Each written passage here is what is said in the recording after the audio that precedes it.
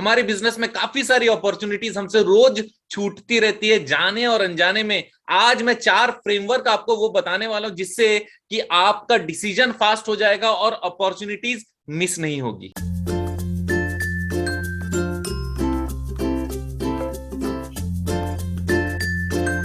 सबसे पहले जानते हैं कि मिस्ड अपॉर्चुनिटी होता क्या है। मिस्ड अपॉर्चुनिटी डिसीजन मेकिंग का डिले के कारण हो सकता है, क्योंकि जब भी कोई मौका आता है उसको लेना है या नहीं लेना है, उसको क्या करना पड़ेगा, डिसाइड करना पड़ेगा। और डिसाइड नहीं करेंगे तो वो अपॉर्चुनिटी चला जाएगा किसी और के हाथ में, कोई और उसको एंजॉय करने वाला है। फॉर एग्जाम्पल, अगर कोई बहुत अच्छा एम्प्लॉय आपको चाहिए था और मिल गया आपको, लेकिन आपने सोचा कि कल देखते हैं, इनका सैलरी कहीं 1,000 रुपए ऊपर तो नहीं है, लेकिन आप ये नहीं देख रहे हैं कि अगर वो व्यक्ति 1 महीने बाद मिले या फिर नहीं मिले तो फिर हमको 1 महीने का टोटल लॉस होने वाला है। अगर वो आज ज्वाइन करता है तो कितना ज्यादा अच्छा हो जाएगा।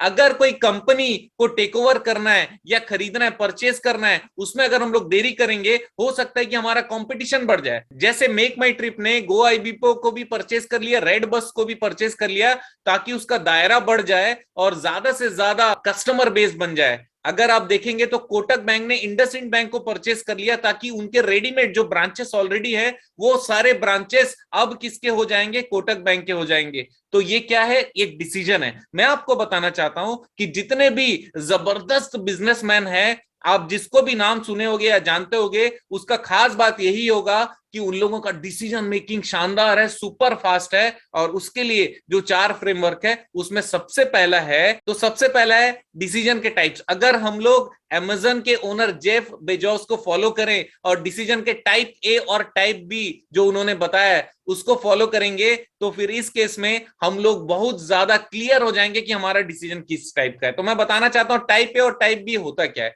टाइप ए उस टाइप का डिसीजन होता है जो कि रिवर्सिबल नहीं है, राइट। जैसे आपको कोई कंपनी खरीदना है और आपने कंपनी खरीद लिया, अब खरीदने के बाद में वो नहीं चली तो फिर आपको वहां पर बैक करने का कोई चांस नहीं है। अगर कोई नया प्रोडक्ट स्ट्रैटेजी आपने निकाला और उस पर पूरा काम करना है, फैक्ट्री लगाना है, नया प्रोडक्ट का लाइन ही आपने बना दिया, तो उसमें बहुत ज्यादा पैसे लगने वाले और पैसे लगने के बाद वापस नहीं हो सकता। तो नया प्रोडक्ट लाइन भी इरिवर्सिबल डिसीजन है। और अगर आपने मास कैंपेन सोचा किसी कंसेप्ट का और वो कंसेप्ट के मास कैंपेन में आपने पेमेंट कर दिया, तो भी इरिवर्सिबल है। तो इरिवर्सिबल डिसीजन मतलब टाइप पे डिसीजन जब भी आप लेने वाले हो, आप उसके प्रॉज एंड कॉन्स और उसमें जो जो सुविधा असुविधा प्रॉब्लम फायदा नुकसान होने वाला है उसको एक बार में प्रॉपरली पूरे ध्यान से देख लीजिएगा, ताकि बाद में अगर कोई असुविधा हो जाए तो आपका कैलकुलेटेड होना चाहिए, राइट। दूसरा टाइप बी डिसीजन वो है जो कि आप चेंज कर सकते हो। आज आपने हाँ बोला, कल ना बोल सकते हो। आज आपने किसी एम्प्लॉय को प्रोविजन पे रखा, नए एम्प्लॉय को प्रोविजन पीरियड में रखा, 3 महीने में ठीक से काम नहीं किया तो आप उसको हटा सकते हो। क्यों? क्योंकि परमानेंट नहीं हुआ, राइट। दूसरा बहुत इंपॉर्टेंट कारण है कि लोग डिसीजन नहीं लेते या डिसीजन लेने में डिले करते हैं, उसका कारण है फियर। मैं आपको एक चीज बता दूं कि फियर मतलब डर एक ऐसा चीज है जिसका सृष्टि आपने किया है, जिसका प्रूफ केवल आप हो, बाहरी दुनिया में वो एग्जिस्ट नहीं करता है। और उसमें केवल अगर कोई परेशान है तो सिर्फ और सिर्फ आप हो। तो डिसीजन लेने से पहले आप एक बार चेक करिए क्या आप सच में जिस बात से डर रहे हैं वो आज तक हुआ है। तीसरा जबरदस्त टेक्निक है analyse down size and up size. इसका मतलब यह हुआ, जब भी आप कोई निर्णय लेने जाओगे तो अगर वो निर्णय में फेल हुए या उसमें कुछ तकलीफ हुई या लॉस हुआ, तो लॉस कितने का होगा या कितना लॉस होगा। फॉर एग्जाम्पल 1 लाख रुपए का लॉस होगा अगर मैं कोई डिसीजन ले रहा हूं, लेकिन अगर फायदा हो गया तो 3 लाख या 4 लाख रुपए का फायदा हो जाएगा। तो कभी भी देखिएगा कि जो डाउन साइज है उससे कम से कम 2 से 3 गुना आपका अपसाइज होना चाहिए। इसका मतलब अगर आप रिस्क 100 रुपए का ले रहे हो तो रिवार्ड 200, 300, 400 या उससे ज्यादा का होना चाहिए। अगर ये रेशियो कम है, अगर 100 का रिस्क ले रहे हो और 100 का ही फायदा होने का चांस है, तो उसको लेने से पहले आपको देखना पड़ेगा कितना प्रोबेबिलिटी आपके सक्सेस होने का, राइट। तो इसका मतलब ये हुआ कि क्या सोचना है कि डाउन साइज कितना है, अप साइज कितना है। और एक और इंपॉर्टेंट चीज है कि जो डाउन साइज है, जो फेलियर है, जो आपने सोचा है, उसके साथ आप जी सकते हो क्या? इसका मतलब अगर वो लॉस हो गया तो आप सह सकते हो क्या? अगर हाँ तो फिर डिसीजन लेना। अगर आपको लगता नहीं ये लॉस हो गया तो मैं सह नहीं पाऊंगा, मुझे हार्ट अटैक आ जाएगा, मैं दुखी हो जाऊंगा, तो प्लीज वो डिसीजन मत लेना जिस डाउन साइज को आप सह नहीं सकते, राइट? अब चौथा लास्ट पॉइंट बताने जा रहा हूं कि आप डिसीजन मेकर बनिए, उसके लिए क्या करना पड़ेगा?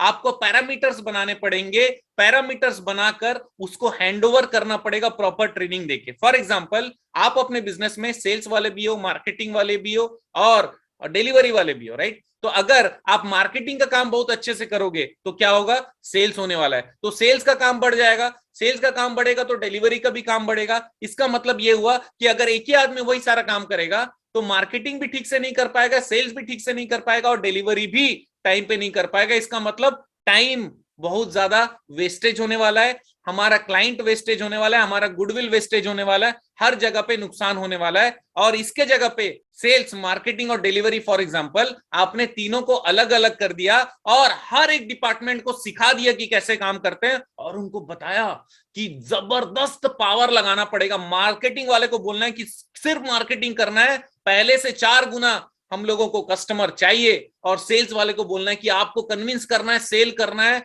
और सेल ही करना है, कुछ और नहीं करना है। और जो डिलीवरी वाले हैं उनको बताना है डिलीवरी धुआंधार होना चाहिए। तो आप सोच के देखो, 4 गुना, 5 गुना, 10 गुना व्यापार बढ़ने वाला है। तो ये 4 चीजें हैं जो आपको डिसीजन को फास्ट बना देती, क्योंकि अगर आप ऐसा करते हो ना तो आपके पास समय बचेगा नया निर्णय लेने के लिए, अदरवाइज आप रूटीन में पैक होने वाले हो। दोस्तों, ये 4 टेक्निक आप अपनाइए और देखिए फायदा जबरदस्त होने वाला है। आप जानते हैं ना मेरा मिशन है हमेशा आप लोगों की मदद करना, तो थोड़ा सा मेरे वीडियो को भी शेयर कर दीजिएगा और बने रहिएगा मेरे साथ। आपका दिन शानदार, जबरदस्त और शुभ हो।